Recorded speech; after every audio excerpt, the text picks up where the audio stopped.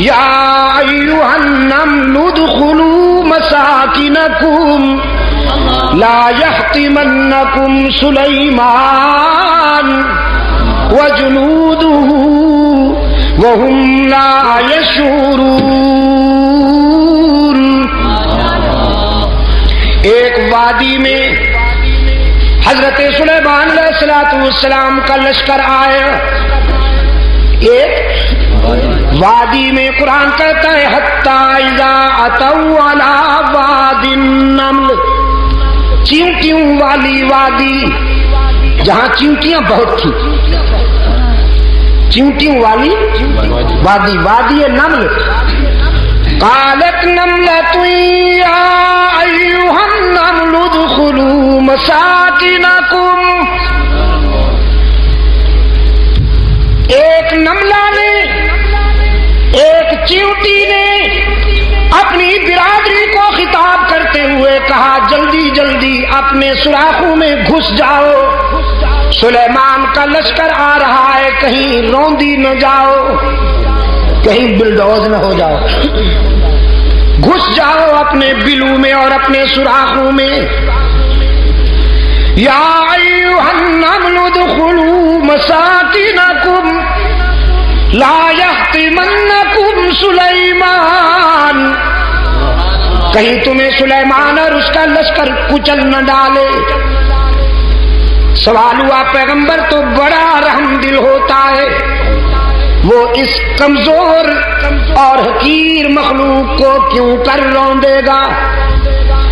قرآن کلام فطرت ہے نا، فوراً جواب دیا وَهُمْ لَا يَشْعُرُونَ، جان بوجھ کر تو نہیں روندیں گے، تم چھوٹی چھوٹی ہو نا، نظر نہیں آتی ہو نا، اس لیے انہیں پتہ بھی نہیں چلے گا تم روندی جاؤ گی۔ چیونٹی کو بھی پتا ہے، چیونٹی کو بھی یہ معلوم ہے کہ پیغمبر انسان ہوتے ہیں اور انسان والی نظر رکھتے ہیں، پیغمبر وہی جانتے ہیں جو حق تعالی کی طرف سے انہیں بتایا جائے، ورنہ وہ کائنات کے ہر صغیر و کبیر کو نہیں جانتے۔ چیونٹی کو معلوم ہے، لیکن عصر حاضر کے چیونٹے ابھی تک نہیں مانتے، انہیں یہ بات سمجھ میں نہیں آ رہی۔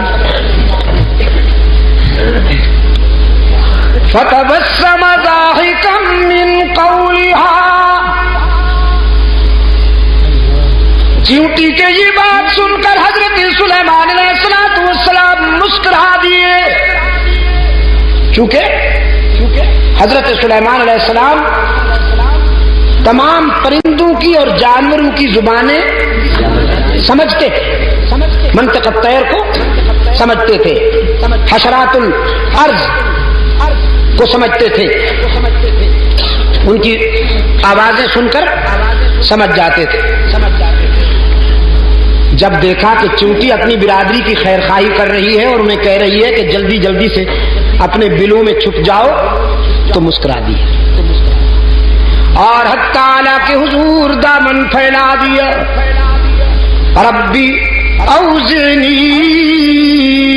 ان اشکر نعمتک التی انعمت علی وعلی والدی